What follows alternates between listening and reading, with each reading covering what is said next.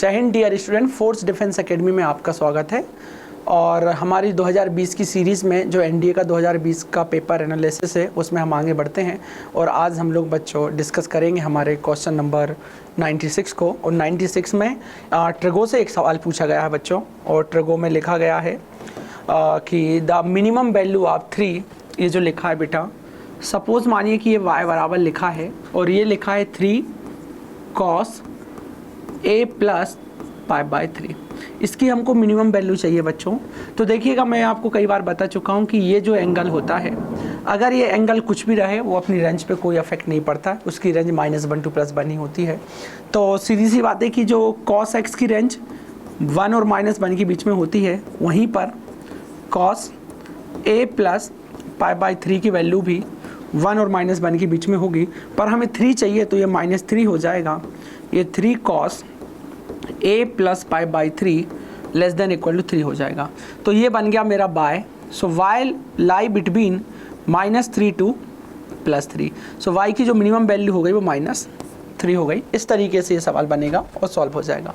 ठीक है, ज़्यादा डिफ़िकल्ट तो नहीं था। 97 पे चलते हैं बच्चों। 97 सवाल है, थ्योरी वाला सवाल है, थ्योरी वाला सवाल है। बच्चा समझदार है, पढ़ा लिखा है, होशियार है, तो वो इसको आराम से डील करेगा, कोई जल्दबाजी का काम नहीं करेगा। The function F x is ln x। ln x का मतलब होता है लॉग हुज बेस e, ऐसा है ना। ln x का मतलब log e x होता है। इंक्रीजिंग इन द इंटरवल 0 से इन्फिनिटी। अगर आपको पता हो तो log x का जो ग्राफ होता है बच्चों, वो कुछ इस तरीके से बनता है। जब x का वैल्यू, जब e का वैल्यू जब इसका बेस जो होता है, अगर बेस 0 से ग्रेटर है तो इस तरीके से ग्राफ फॉर्म बनता है। और e जो है ना, e का वैल्यू 2.7 समथिंग होता है, जो कि 0 से बड़ा है। तो जाहिर सी बात है बेटा कि इसका जो ग्राफ बनेगा वो कुछ इस तरीके से बनेगा। और अगर ग्राफ इस तरीके से बना तो वो जीरो इधर होगा बेटा, 0 ये रहा डोमेन का, और इन्फिनिटी यहाँ रहेगा। सो 0 से इन्फिनिटी में जाने में ग्राफ कैसा हो रहा है, इंक्रीज हो रहा है, मतलब पहला वाला स्टेटमेंट सही है। और उसी बेस में अगर आप यहाँ पर बेटा 10x का ग्राफ बनाएंगे, अगर आप यहाँ पर 10x का ग्राफ बनाएंगे -π/2 से लेके +π/2 के बीच में, तो उसका ग्राफ कुछ इस तरीके से बनता है बेटा। तो ये जो ग्राफ है ना, वो भी 0 से -π/2 के बीच में कैसा है, इंक्रीजिंग ग्राफ है। तो ये स्टेटमेंट भी सही है। इसका मतलब इसके दोनों ही स्टेटमेंट सही हैं, आपको बिल्कुल भी कैलकुलेशन करने की ज़रूरत नहीं थी। 97 के बाद हम 98 पे चलते हैं।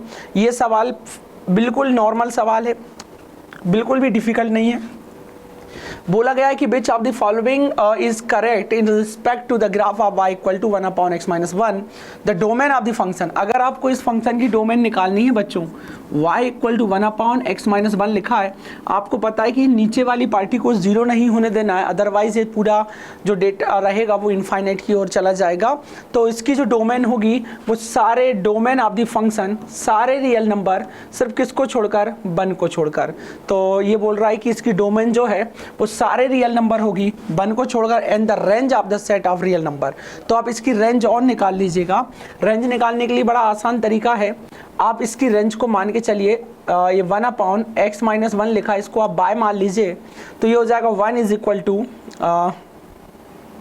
ये डिवाइड में y आ जाएगा और इधर आ जाएगा x-1। ये हो जाएगा बेटा 1/y + 1 is equal to x। तो हो जाएगा 1 + y/y is equal to x।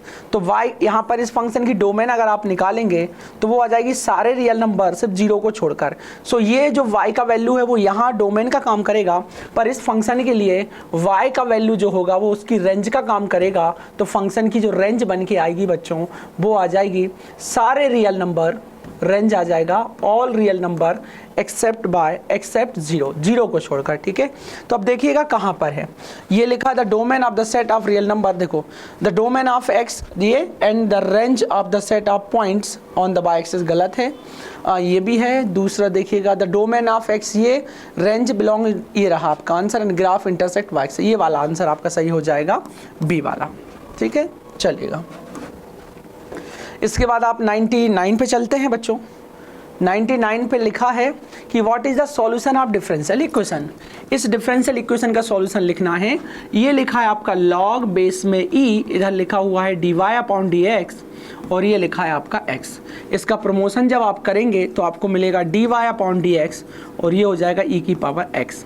ये हो जाएगा सेपरेबल मेथड से बेटा e की पावर x और dx, इसको इंटीग्रेट कर दीजिए, ये हो जाएगा y e की पावर x प्लस c। ये आपका आंसर होगा y इक्वल टू e की पावर x प्लस c। तो पहला वाला आंसर हो जाएगा। कोई डिफिकल्टी नहीं थी इस सवाल में, आसान से आप डील कर पाते, बहुत आसान से। ये वो सवाल है बेटा जो फ्री फट में आपको नंबर देखे जाएंगे। हाँ, 100 नंबर का क्वेश्चन एक तरीके से माना जा सकता है कि एक अच्छे लेवल का सवाल बन सकता है, क्योंकि इसमें लिखा है कि L be the length and be the breadth of the rectangle. एक रेक्टेंगल है बेटा, उस रेक्टेंगल में L जो है वो लेंथ है, B जो है वो ब्रेथ है। तो वो बोल रहा है एंड लिखा हुआ है कि L plus B is equal to K है, then what is the maximum area of the rectangle. तो area A is equal to L into B होता है बेटा। यहाँ से B का वैल्यू आप निकाल लीजिए तो K माइनस L हो जाएगा। तो A इज इक्वल टू हो जाएगा L और B की जगह आप K माइनस L रखेंगे, तो ये हो जाएगा आपका एरिया। इसको एक नाम दीजिए आप। और आप जानते हैं कि मैक्सिमम या मिनिमम एरिया के लिए हम सेकंड डेरिवेटिव टेस्ट पे चलते हैं। तो फॉर लिखेंगे बेटा, फॉर मैक्सिमम ऑफ ए के मैक्सिमम के लिए, ए के मैक्सिमम के लिए आपको क्या करना पड़ेगा, इसको डिफ्रेंशिएट करना है बेटा L के रिस्पेक्ट में और 0 के इक्वेट कर देना है। तो डिफ्रेंशिएट करिए आप इसका, ये हो जाएगा आपका first function differentiation of second, तो ये हो जाएगा -1 plus second function k minus l differentiation of 1 is equal to 0। ये हो जाएगा -l plus k minus l is equal to 0। तो यहाँ से l का वैल्यू आपको मिलेगा 2l is equal to k। तो l इक्वल टू मिल जाएगा k/2, इस तरीके से l इक्वल टू k/2। अब L का वैल्यू मिल गया आपको k/2। अब L की जगह पे आप देखिएगा आपके पास कितना लिखा हुआ है बेटा, एक ही वैल्यू मिली, इसलिए हम सेकंड डेरिवेटिव नहीं लगाएंगे। हमको पता है कि मैक्सिमम सिर्फ इसी पॉइंट पे होगा। अगर 2 मिलते तो हम सेकंड डेरिवेटिव देखते। L का वैल्यू उठा के मैं वहाँ रखूँगा। तो मुझे क्या चाहिए बेटा, मुझे ए मैक्सिमम एरिया चाहिए। तो मुझे L का वैल्यू मिल गया है कि इसके लिए मैक्सिमम होगा। L का वैल्यू वहाँ लिखूंगा तो मुझे मिलेगा B प्लस L का वैल्यू बेटा k/2 is equal to k। ये हो जाएगा B is equal to k minus k/2। ये हो जाएगा 2k minus k divided by 2, this is k divided by 2। तो फाइनली अगर मुझे एरिया चाहिए बच्चों, तो एरिया हो जाएगा यहाँ से A is equal to L, so the value of L is k/2 and the value of B is also k/2. तो finally answer will be k square upon 4. तो the maximum area of the rectangle is k square by 4. ठीक है, चलिएगा आगे बढ़ते हैं। 101 पे चलते हैं। लिखा हुआ है कि the number 4 and 9 have frequencies x and x minus 1 respectively. If their arithmetic mean is 6, then what is the value of x? देखिएगा 4 की जो फ्रीक्वेंसी है बच्चों वो कितनी है, x है। तो 4 प्लस 4 प्लस 4 कितनी बार आया, x बार आया। इट मीन्स 4 इंटू एक्स बार आया। ओके, और वहीं पर 9 है फ्रीक्वेंसी कितनी, x माइनस 1। तो 9 9 9 9 कितनी बार आया, x माइनस 1। इसका मतलब ये हुआ कि 9 मल्टीप्लाई बाय उसकी फ्रीक्वेंसी, ये करेक्ट। और अभी आप ये बताइए कि हाँ 4 कितने टाइम्स आया, 4 जो है वो x टाइम आया, तो ये x। और 9 कितनी बार आया, x माइनस 1 टाइम आया। तब इसका एवरेज कितना मिला बेटा, 6। तो ये हो जाएगा अपना 4x plus 9x minus 9 divided by 2x minus 1 is equal to 6। इसको सॉल्व करिए। 9 और एक 10, 9 और एक 10 हो जाएगा, और 13x minus 9 upon 2x minus 1 is equal to 6। ये हो जाएगा 13x माइनस 9, 6 दूनी 12x माइनस 6। ये हो जाएगा बेटा x, इधर गया तो ये 9 माइनस 6, तो x इक्वल टू आ जाएगा 3। Answer will be B। 101 के बाद हम चलते हैं 102 पर। If 3 dice are roll under the condition, कितने डाइसों को रोल किया जाता है बेटा, if the 3 dice are roll under the condition that no 2 dice show the same face, then what is the probability that one of the faces is having the number 6? ये conditional probability का सवाल है बेटा।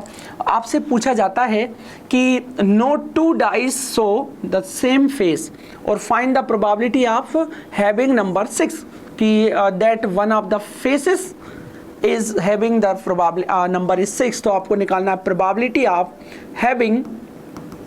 having 6 पर कब, जब no 2 dice show same face, no 2 dice show same face। ये जब ऑलरेडी हो गया हो तो इसको लिखूंगा मैं, इसको मान लिया मैंने A, इसको मान लिया मैंने B, तो लिखूंगा probability of A intersection B divided by probability of B।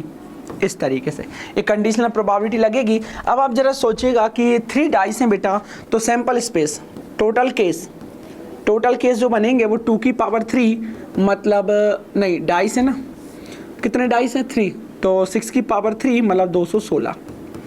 फिर हमें प्रोबेबिलिटी निकालनी है क्या होने की बच्चों, हमें निकालनी है जो हो चुकी है कि 2 dice show the same face, तो प्रोबेबिलिटी आप B निकालना है। तो B क्या बोल रहा है, B बोल रहा है बेटा ये निकालना है, B बोल रहा है कि no 2 dice show the same face, मतलब 2 डाइस पे सेम नंबर नहीं आना चाहिए, उनके फेसेस पे 2 डाइस पे सेम नहीं इसका मतलब ये है कि तीनों डाइसों पर, इसका मतलब ये है कि तीनों डाइसों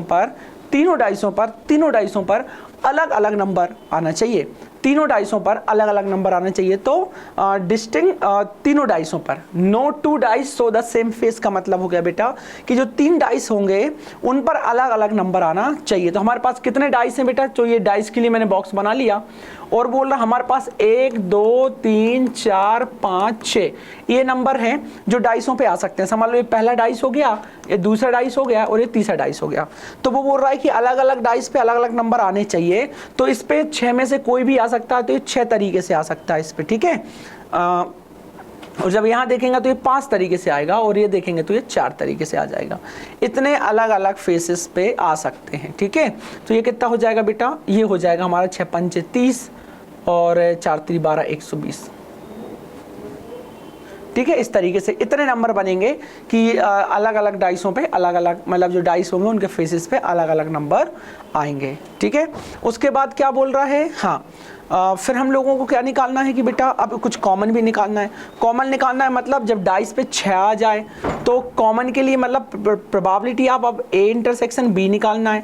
A इंटरसेक्शन B का मतलब होता है कॉमन, कॉमन मतलब B के साथ इंटरसेक्शन क्या होगा, B तो मैंने निकाल ही लिया है, अब इंटरसेक्शन निकालना है। इंटरसेक्शन का मतलब होता है कि तीनों डाइसों पे कॉमन आना। तीनों डाइसों पे कॉमन आने का मतलब क्या है बेटा, अब कॉमन कैसे आएगा, देखो अगर मैंने सोचा कि इस पे 6 आ गया है ना, क्योंकि वो बोल रहा है ना हैविंग नंबर 6, तो अब आने वालों पे 6 नहीं आना चाहिए, तो ये 6 से एक तरीके से फिल होगा, बाकी बचे हुए ये 5 और 4 तरीके से फिल हो जाएंगे।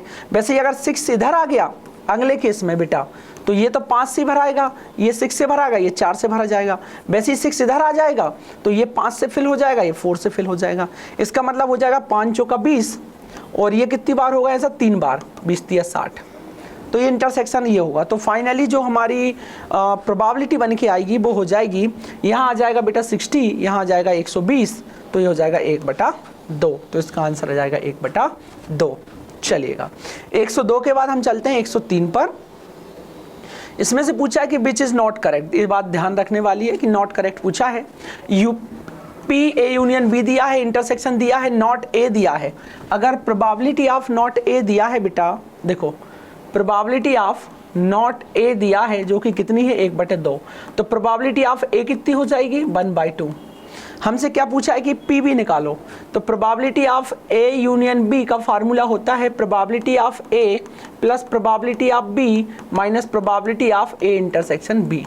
तो आप ये देखिए कि A यूनियन B कितना दिया है 5/6 दिया है बेटा, और PA कितना है 1/2 है, PB हमको निकालना है, और माइनस PA इंटरसेक्शन भी कितना है बेटा, ये है 1/3। इसको आप सॉल्व करिए तो PB का वैल्यू जो निकल के आएगा वो आ जाएगा 2/3, मतलब पहला वाला ऑप्शन तो सही है। अब आपको ये निकालना है PA इंटरसेक्शन B, तो PA intersection B, A intersection B कितना है 1/3 है। अच्छा PA कितना निकला बेटा 1/2, PA कितना है 1/2, और PB कितना निकला बेटा 2/3। इसको जब आप प्रोडक्ट करोगे तो ये भी 1/3 आ जाएगा, मतलब ये भी सही है। यूनियन निकालो बेटा, अब आपको क्या करना है यहाँ से A union B PA plus PB निकालना है, ठीक है। देखिएगा A यूनियन B का वैल्यू कितना दिया है बेटा 5/6 दिया है, और इधर क्या PA कितना है बेटा 1/2, और PB कितना निकल गया 2/3। इसको सॉल्व करो तो 3 + 4 और 3 दूनी 6, हो जाएगा 7/6। तो बड़ा कौन हो गया, ये हो गया बेटा, और जबकि ये क्या बोल रहा है कि ये बड़ा है, मतलब ये गलत है, तो ये वाला आंसर हमारा सही हो जाएगा, सी वाला, ठीक है। चलिए हाँ ये क्या लिखा हुआ है कि the sum of the deviation of n numbers of observation measure from ये, तो बेटा क्या दिया है सिग्मा, यहाँ लिखा हुआ है सम ऑफ डेविएशन मतलब xi माइनस किसके साथ लेना है बेटा 2.5 के साथ लेना है, यहाँ n आ जाएगा तो ये कितना आ जाएगा बेटा 50, और सिग्मा अगला क्या लेना है बेटा सिग्मा xi माइनस यहाँ किसके साथ लेना है आपको 3.5 के साथ लेना है, ये कितना दिया है -50। हमें किसका वैल्यू निकालना है बेटा n का, तो हम इसको माइनस कर देंगे, ये सेकंड हो जाएगा, ये फर्स्ट हो जाएगा। आप सेकंड माइनस फर्स्ट करिएगा बेटा तो ये कैंसिल हो जाएगा, यहाँ से आपका आ जाएगा फर्स्ट माइनस सेकंड भी कर सकते हो, कोई फर्क नहीं पड़ रहा, सेकंड माइनस फर्स्ट भी कर दीजिए, तो यहाँ आ जाएगा -2n, नहीं यहाँ आ जाएगा -n माइनस करने के बाद, और ये हो जाएगा -100, n माइनस से कट जाएगा तो n = 100 आ जाएगा, तो इसका आंसर आ जाएगा डी। ठीक है, चलिए 105 पे चलते हैं। ये कंबाइंड मीन से पूछा गया सवाल है बेटा, है ना। कंबाइन क्या, data a data set of n observation has mean 2m, मतलब n ऑब्जर्वेशन है उसका मीन कितना है बेटा 2m, और while another data of 2n observation है और हैज मीन कितना है m है, तो what is the mean of the combined data set. तो आपको क्या करना है बेटा, कंबाइंड मीन कैसे निकालते हैं कि जो ऑब्जर्वेशन होता है, ऑब्जर्वेशन होते हैं n और उनका मीन कितना है बेटा 2m, तो हम इनका आपस में क्या कर देते हैं मल्टीप्लाई, तो ये हो जाएगा 2mn और इधर हो जाएगा बेटा 2mn डिवाइडेड बाय, यहाँ पर लिखा जाता है टोटल ऑब्जर्वेशन, टोटल ऑब्जर्वेशन मतलब पहला ऑब्जर्वेशन और दूसरा ऑब्जर्वेशन, ये हो जाएगा 4mn/3n, ऐसे ही होगा, n से n कट जाएगा तो हो जाएगा 4m/3, ये डी वाला ऑप्शन हो जाएगा। ठीक है, 105 के बाद चलते हैं 106 पे। ये थ्योरेटिकल वाला बहुत कैलकुलेशन वाला सवाल है बेटा, कोशिश करेंगे कि आप समझ जाएं, ये स्टैटिक्स वाला पार्ट है। लिखा है कि the following information and answer the 3 items date follow. ये पूरा चार्ट बना हुआ है, आप देख लीजिए, पूछा क्या गया वो देखिए आप। The difference between number of students under physics and mathematics is largest for the interval. देखो डिफरेंस, आप देखिए ये वाला, अगर इन दोनों में डिफरेंस देखोगे आप 2 का है, इनमें डिफरेंस देखोगे तो 11 दूनी 22, 11 दूनी 22 10 का डिफरेंस है। यहाँ देखोगे बेटा तो 8 का डिफरेंस है, यहाँ देखोगे यहाँ तो 15 और 5 10 11 का डिफरेंस है यहाँ, और यहाँ 5 का डिफरेंस है, यहाँ 4 का डिफरेंस है। सबसे ज़्यादा डिफरेंस कहाँ है बेटा 11, मतलब इस वाले इंटर में सबसे ज़्यादा डिफरेंस है, तो 40 से 50 मतलब सी वाला आंसर आपका करेक्ट हो जाएगा। ठीक है, चलिए आगे बढ़ते हैं। तो इसने बोला है consider the following statement, model value of the marks in physics lie in the interval 30 से 40। मॉडल वैल्यू का मतलब होता है मॉड वैल्यू, जिसकी फ्रीक्वेंसी ज़्यादा हो बेटा। तो देखिए फ्रीक्वेंसी किसकी ज़्यादा है, फिजिक्स में फ्रीक्वेंसी किसकी ज़्यादा है 30, ओके सॉरी किसकी ज़्यादा है फ्रीक्वेंसी, फ्रीक्वेंसी ज़्यादा है इसमें, फिजिक्स में फ्रीक्वेंसी 30 है। 30 कहाँ आ रहा है बेटा 30 से 40 में, तो इसकी क्लास इंटरवल कितनी हो जाएगी 30 से 40। ओके, पहला वाला स्टेटमेंट सही हो गया बेटा। अब दूसरा वाला स्टेटमेंट क्या है कि आपको निकालना है मीडियन, किसके लिए फिजिक्स के लिए, और मीडियन किसके लिए निकालना है बेटा मैथमेटिक्स के लिए। तो पहले मीडियन निकालनी पड़ेगी फिजिक्स के लिए और मैथमेटिक्स के लिए, और देखना है कि फिजिक्स की मीडियन ज़्यादा आती है या मैथमेटिक्स की मीडियन ज़्यादा आती है। तो मैं आपको बता दूँ कैलकुलेशन में बेटा बिल्कुल नहीं करूँगा इसको, बस मैं आपको आइडिया देता हूँ कि आप मीडियन निकालेंगे कैसे। तो ये क्लास इंटरवल, एक क्लास इंटरवल की मीडियन निकालने का जो फार्मूला होता है, क्लास इंटरवल की मीडियन निकालने का formula L n/2 - CF/f × h, ये होता है क्लास इंटरवल का मीडियन निकालने का फार्मूला, है ना। तो अब आपको क्या करना है बेटा, इस अगर आपको फिजिक्स की निकालेंगे, आप जब कैसे निकालेंगे देखो इस तरीके से बेटा, ये जो लिखा हुआ है आपको क्या चाहिए n/2 चाहिए, है ना। n क्या होता है इन सब का, ये जो फ्रीक्वेंसी होती है इन सब का सम होता है जो कि आएगा 100, तो n जो है बेटा वो हो जाएगा 100, n/2 निकाल लेंगे तो वो आ जाएगा आपका 50, ठीक है। अभी आप क्या करेंगे बेटा, क्यूमुलेटिव फ्रीक्वेंसी निकालोगे, CF निकालोगे बेटा, यहाँ पर CF निकाल के रख लेंगे आप।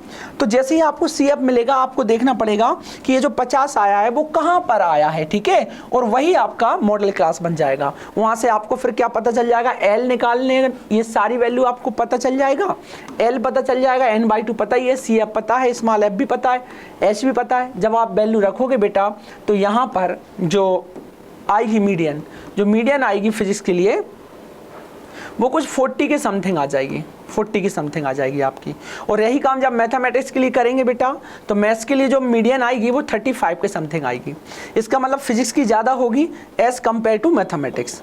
और इसने क्या पूछा है कि median of physics is less than, तो गलत हो जाएगा। तो पहला ही स्टेटमेंट सही होगा कि फर्स्ट स्टेटमेंट सही होगा, सेकेंड गलत हो जाएगा, ठीक है। कैलकुलेशन उसमें ज़्यादा है, मैंने बता दी कैसे करना, आप कर सकते हैं। फिर निकालना है what is the mean marks of the physics. ये भी आप आराम से कर सकते हो। अगर फिजिक्स का मीन मार्क्स निकालना है तो फिजिक्स का मीन निकालना है आपको। मीन निकालने के लिए फार्मूला यूज किया जाता है x bar is equal to fi xi का सम अपॉन सिग्मा fi। तो सिग्मा fi देखना पड़ेगा फिजिक्स के लिए, तो इन सब का सम जो कि 100 हो जाएगा बेटा, ये हो जाएगा 100। और fi निकालना है तो fi ये लिखा ही हुआ है बेटा, आपको xi निकालना है। xi का मतलब होता है इनकी मिड वैल्यू। मिड वैल्यू कितनी आएगी, 10 और 15, इन दोनों का मिड वैल्यू 15 आएगा। अगला क्या आएगा मिड वैल्यू बेटा, 15 के बाद 30 का देखा जाएगा तो 30 50 25 आएगा। इस तरीके से मिड वैल्यू निकाल लोगे और फिर उनमें fi xi का मल्टीप्लाई करोगे तो वैल्यू यहाँ रखोगे। और जब इसको कैलकुलेट करोगे बेटा तो आंसर आपका निकल के आ जाएगा, आई थिंक यहाँ पर 40.9, ये सी वाला ऑप्शन आ जाएगा। इसका आंसर आ जाएगा सी वाला ये, ठीक है। इस तरीके की कैलकुलेशन है, चलिएगा। What is the standard deviation, इसका जब आप स्टैंडर्ड डेविएशन निकालने जाएंगे तो इसका जो स्टैंडर्ड डेविएशन आएगा बेटा, एक मिनट रुक जाइए,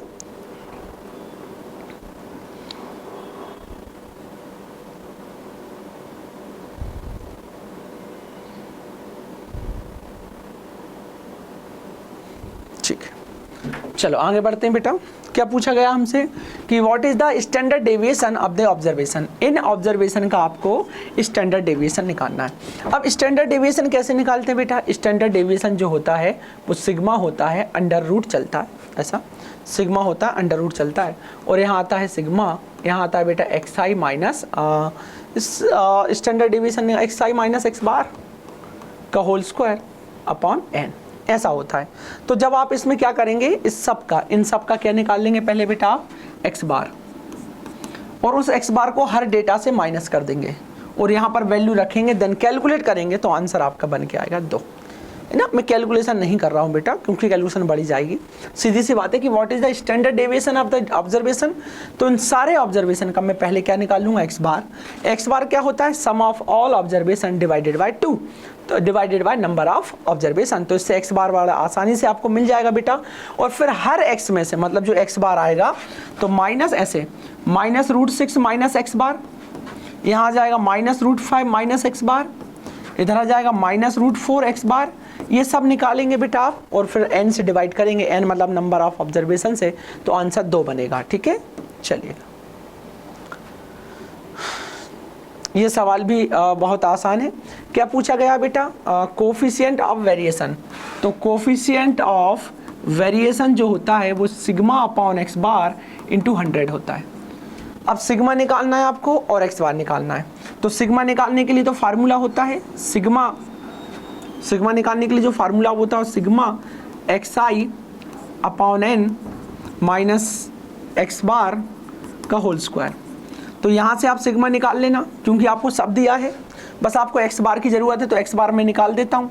x बार होता है sigma xi upon n। Sigma xi कितना है बेटा 20 बट n कितना 10, तो ये आ जाएगा 2। तो x बार तो कितना आ गया बेटा 2 आ गया, ठीक है। अब सिग्मा आप इस फार्मूले से निकाल लेंगे, है ना।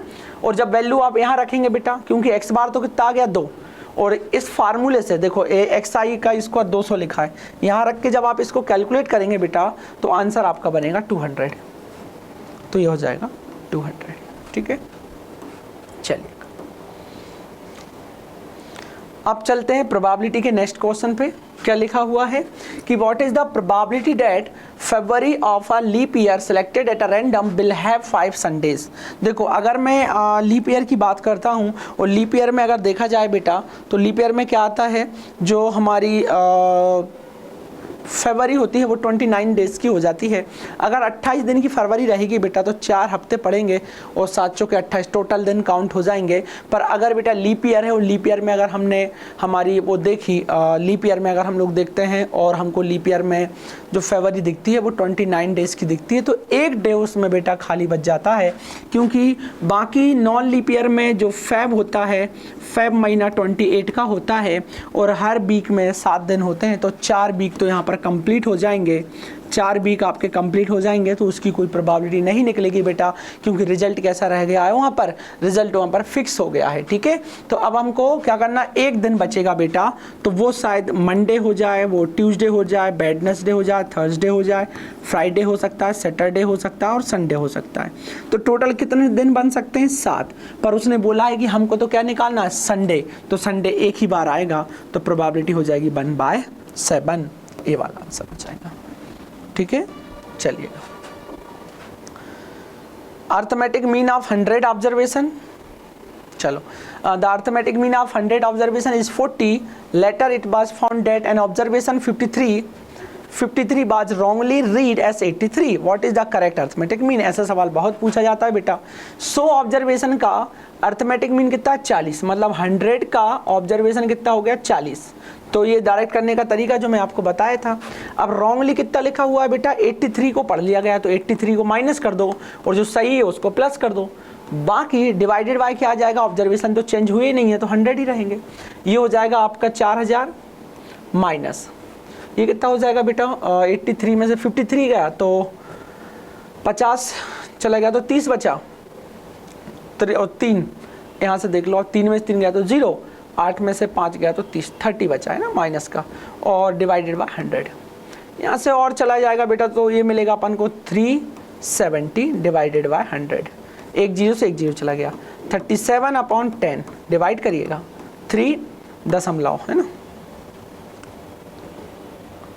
अरे ये 4000 है दादा, 4000 होगा ये, तो ये हो जाएगा अपन को, अब घटा दीजिए, तो 4000 में से जाएगा 30 तो 0, 0 के बाद 10 में से 3 गया तो 7, कैरी हुआ 1, 9 और 4 है ना, ये हो जाएगा 100।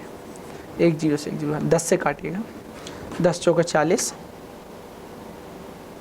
10 से कटेगा ना, हाँ 10 चौके 40, 9 बचा, 9 हो जाएगा, 10 चौके 40, 9 तो 97, तो 10 नाम 90, 49 समथिंग आएगा, 49 के समथिंग। कहीं मिस्टेक कर रहे हैं क्या हम, 100 × 40 और माइनस 83 प्लस 53 सही है।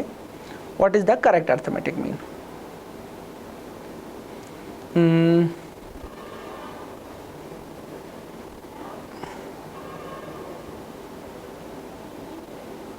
कहाँ मिस्टेक हो रही है हमसे, 100 ऑब्जर्वेशन इज 40 सही है और 4000 ही आएगा, 83 में से जाएगा तो ये 53 इतना ही बचेगा माइनस का, और जब ये माइनस घटेगा तो 70 में ये जुड़ जाएगा तो ये हो जाएगा अरे ये 30 आएगा बेटा, 3970 डिवाइडेड बाय 100 ये कटेगा।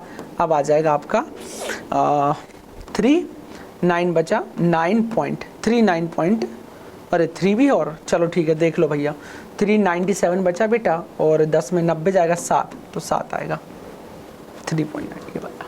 चलिए 112 के बाद आगे बढ़ते हैं बेटा। चलते हैं, husband and wife appear interview for the 2 vacancies for the same post, the probability of the husband selected. तो प्रोबेबिलिटी ऑफ हस्बैंड सिलेक्ट होने की प्रोबेबिलिटी हस्बैंड की कितनी है बेटा, 1/7, and probability that wife selection की प्रोबेबिलिटी ऑफ वाइफ कितनी हो जाएगी, 1/5। तो ना सिलेक्ट होने की क्या हो जाएगी बेटा, प्रोबेबिलिटी ऑफ H बार ये हो जाएगी 6/7, और probability not select of wife कितनी हो जाएगी बेटा, 4/5। तो दोनों के एक साथ प्रोबेबिलिटी सिलेक्ट ना होने की प्रोबेबिलिटी इंटरसेक्शन W बार कितना हो जाएगा, probability of H bar into probability of W बार, तो बेटा ये कितना हो जाएगा 6/7 इंटू 4/5, ये हो जाएगा अपना 6 चौका 24, 7 पना 35।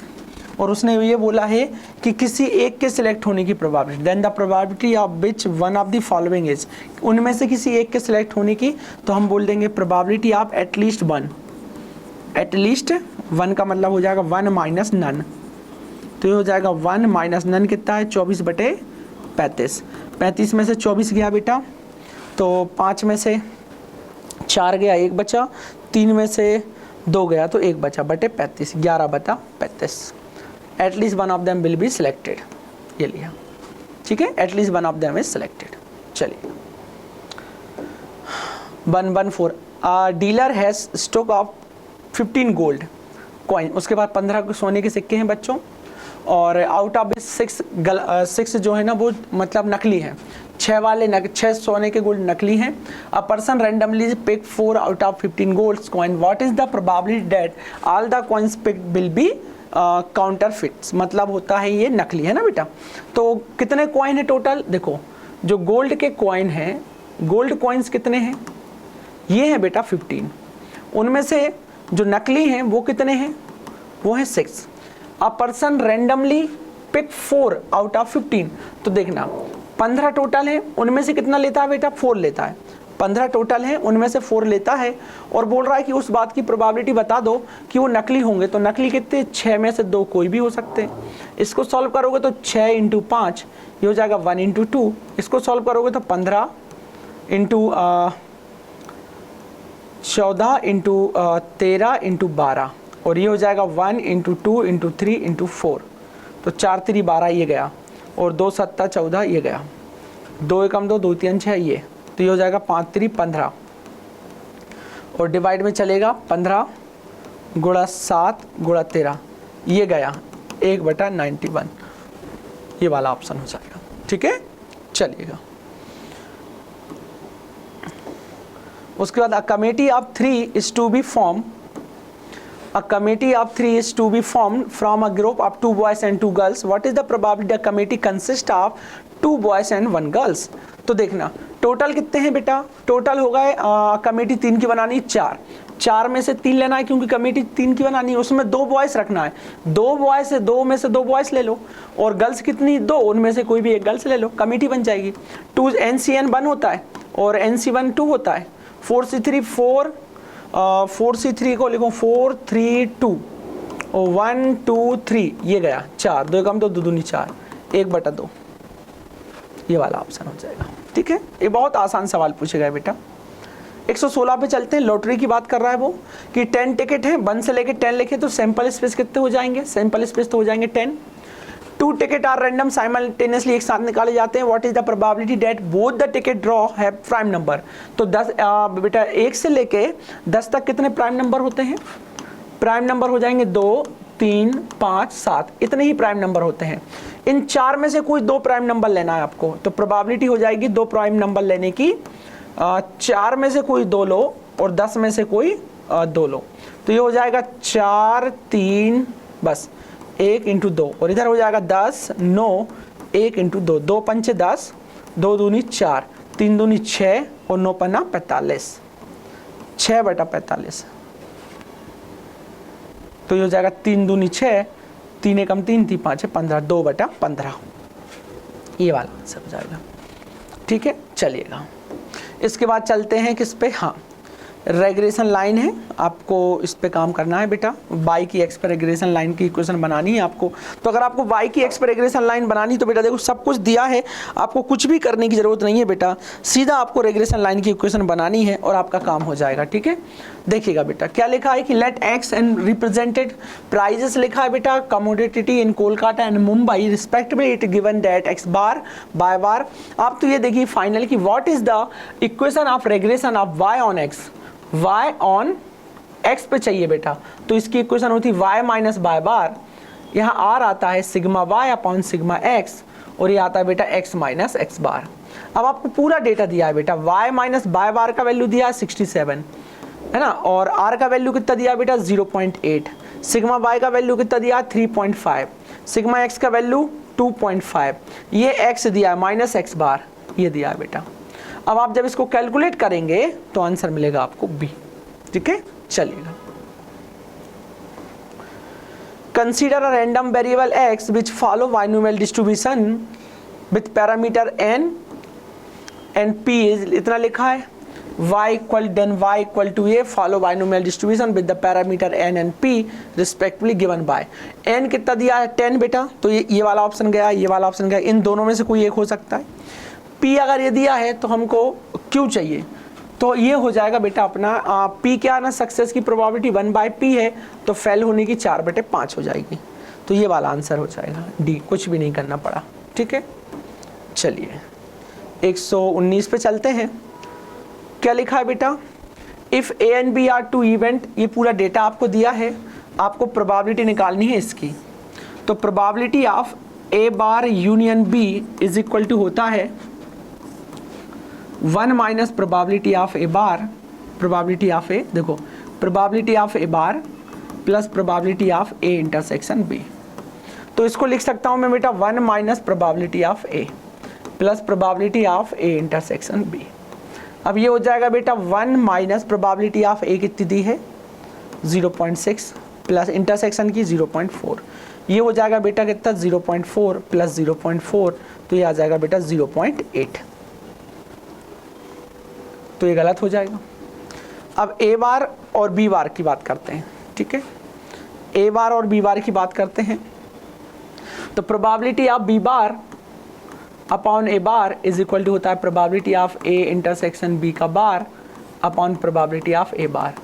तो इसको लिखा जा सकता है probability of A union B का bar upon 1 minus probability of A, ये हो जाएगा 1 minus probability of A union B.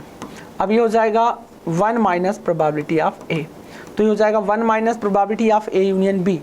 Union का वैल्यू, अरे यूनियन निकाला नहीं है ना अपन ने अभी, चलो ठीक है, तो अब ठीक है, आप यूनियन की प्रोबेबिलिटी निकाल लेना, और ए की प्रोबेबिलिटी तो दी है, तो ये हो जाएगा 1 माइनस यूनियन की प्रोबेबिलिटी कैसे निकालोगे, ए यूनियन बी की probability equal to probability of A जो कि है, प्रोबेबिलिटी ऑफ जो कि है minus probability of A intersection B, इससे आप निकाल लोगे, है ना।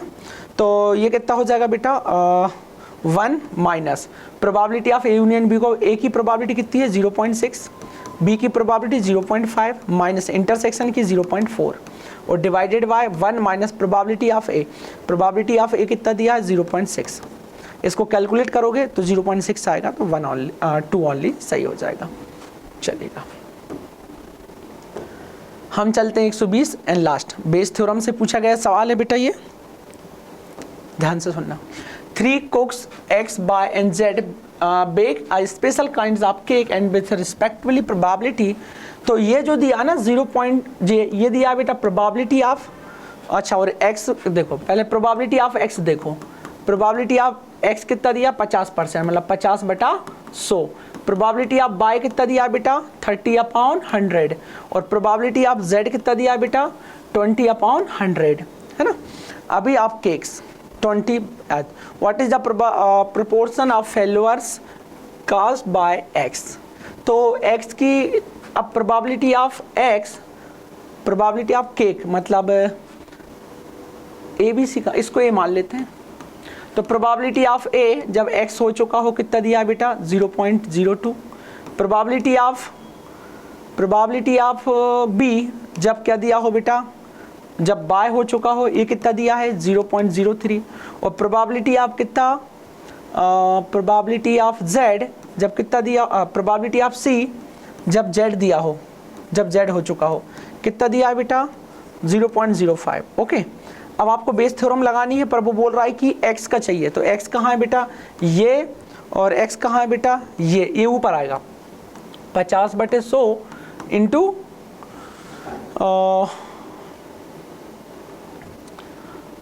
कहाँ गया z वाला x वाला 0.02। ओके, और इधर आ जाएगा p of x into probability of x जब a हो चुका हो plus p of y into probability of y जब b हो चुका हो plus probability of z into जब z हो चुका हो, जब प्रोबेबिलिटी ऑफ c जब z हो चुका हो, ऐसा। तो अब ये वैल्यू आप यहाँ रखेंगे और सॉल्व करेंगे, तो 50 में से ये देखा जाएगा तो वहाँ हो जाएगा 1/2, 1/2 0.02 डिवाइडेड बाय, यहाँ लिखेंगे बेटा तो 3/10 इंटू एक्स वाई कितना 0.2, नहीं दूसरे का ये, पहले तो ये लिखो 1/2 इंटू 0.02 प्लस 3/10 इंटू इधर कितना आ जाएगा, कहाँ गया ये 0.03 प्लस फिर आ जाएगा बेटा 2/10 इंटू इधर आ जाएगा 0.05। जब आप इसको कैलकुलेट करेंगे तो आपको आंसर मिल जाएगा। ठीक है, इसी के साथ क्या बेटा हमारा ये काम खत्म होता है। जब आप इसको कैलकुलेट करेंगे तो आपके सामने आंसर बन जाएगा। आप सॉल्व कर लेना इसको डेसिमल हटा के, तो बन जाएगा आपका आंसर है ना 10/29, ये वाला आंसर आ जाएगा आपका। ठीक है, तो इसी तरीके से क्या है बेटा हमारा ये 2020 का जो पूरा पेपर एनालिसिस है वो आज ख़त्म होता है। ज़्यादा डिफ़िकल्टी नहीं थी इस पेपर में, है ना। ये पेपर जस्ट थोड़ा सा पहले कुछ सवालों ने प्रॉब्लम किए, बाकी सवाल तो इजी थे बच्चों। इसी के साथ हमारा ये सेशन कंप्लीट होता है और अब हम मिलेंगे नेक्स्ट नई वीडियो के साथ, जिसमें हम लोग डिस्कस करेंगे बच्चों 2016 का पेपर। अब मैं इस तरीके से अलग अलग पेपर इसलिए डिस्कस कर रहे हैं बच्चों क्योंकि हर पेपर का लेवल अलग अलग था। इससे पहले वाले जो 2017-18 के पेपर हैं वो थोड़े से आसान थे, पर ऐसा बच्चों के द्वारा ही ये सुना गया बच्चों कि 2016 का पेपर थोड़ा अच्छे लेवल का आया था, तो हम 2016 के पेपर को अब डिस्कस करेंगे। तो नेक्स्ट वीडियो में हम 2016 का फर्स्ट पेपर सॉल्व करेंगे।